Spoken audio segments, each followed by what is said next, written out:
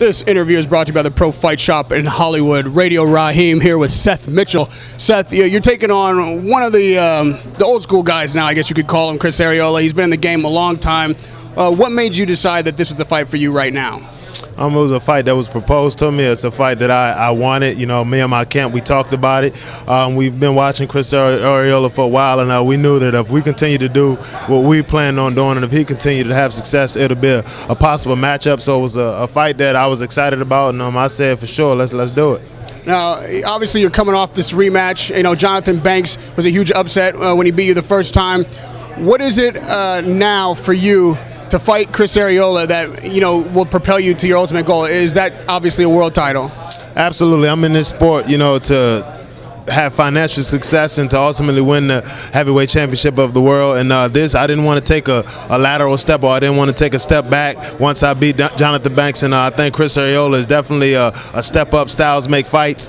He's a very aggressive fighter. He has a great knockout ratio. So I think it's a fight that, you know, I wanted and the fans wanted it. And a victory here, I think, definitely will propel me to a title shot. Everybody knows that we're just salivating here in America for a heavyweight champion, you know, from our home country. So everybody's looking for that next guy.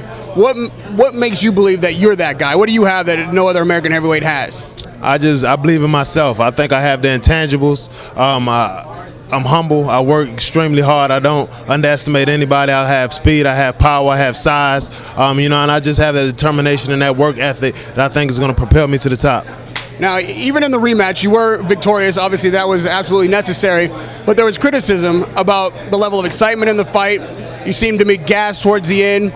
Can you take me back to that fight and talk to me about how you feel it played out? I definitely wasn't gassed towards the end. I don't know where you heard that from, or if you saw that. I definitely wasn't gassed towards the end. I actually threw a lot more punches in the latter part of the fight than the first part of the fight. But as far as the critics, you're going to have critics. You're not going to please everybody. My main objective was to go out there and get the victory to set myself up for bigger fights, which I've done in this fight with Chris Arreola. So that's just how I look at it.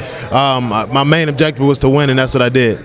Are you looking for exciting bouts? Like, is a knockout important to you? Obviously, in the heavyweight division, that's the most spectacular, entertaining thing, is to see a heavyweight go down. The bigger they are, the harder they fall, right? Is that in your mind? And putting on a show, how much of that is part of your goal when you step in the ring? Obviously, you know, I want to be exciting. This is an entertainment sport, and to continue to fight on these networks such as, you know, Showtime, you have to put on exciting fights. So I always want to get the knockout. Unfortunately, I wasn't able to get it in my last fight, but I plan on getting at this fight. I think our styles complement each other. Mesh two heavyweights that throw punches and that has power. So, you know, if I was a bet man, I wouldn't bet that the fight would go the distance. Now, if you're a betting man, you would probably be reviewing tape as well. We both know that Chris Arreola lost his last fight. Did you watch that tape, or did you see anything in that performance by him that made you believe that you could beat him, or did you see any holes there in his game? We saw a lot of things. I'm not going to discuss, you know, what we've been working on, but we saw a lot of things that we can take advantage of. And I'm pretty sure if you ask him that same question, he'll say he see things that he could take advantage of. So it's just about the person going out that night implementing their game plan, and I'm very confident that I'll be the one to do so. Well, I did ask him that same question. He wasn't quite as political as you. He felt like you're a disrespect to the sport of boxing, coming from football, that you're not a real fighter, and that basically he's going to outclass you in there. We'll see.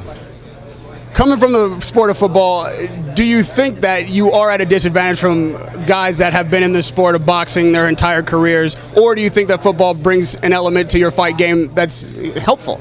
I mean, obviously starting so late in my boxing career, I'm definitely behind the 8 ball as far as the learning curve. But, you know, I've always picked up sports, you know, well. You know, I've always excelled at sports. And I think it has its advantages and its disadvantages. Advantages being, you know, I'm not shot worn. I haven't taken a lot of punishment, you know, per se in the square circle. Whereas on the flip side of it, I'm learning on the job, and I'm at a high level, but I still have a lot to learn. But I'm very confident in my abilities, and I definitely don't think Arreola will outclass me.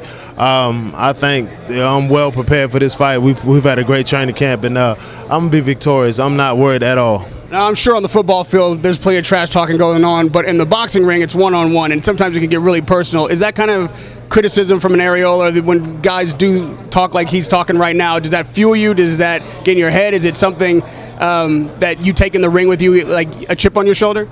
I'm a little chip on my shoulder, but you got to have controlled aggression, and I think with him is just, envy and nervous aggression. You know what I mean? I think there's nervous energy. He has a lot of nervous energy. He knows on the 7th he's going to have to fight. He can say what he wants to say. His trainer can say what they want to say, but he knows that he has a fight on his hands. And for guys that are looking for that next big heavyweight champion, when they tune in on Saturday night, what are they going to see from Seth Mitchell that they haven't seen from anybody else?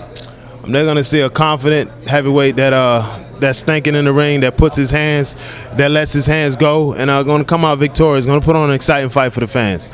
Thanks, Seth. Thank you. Radio Rahim with Seth Mitchell.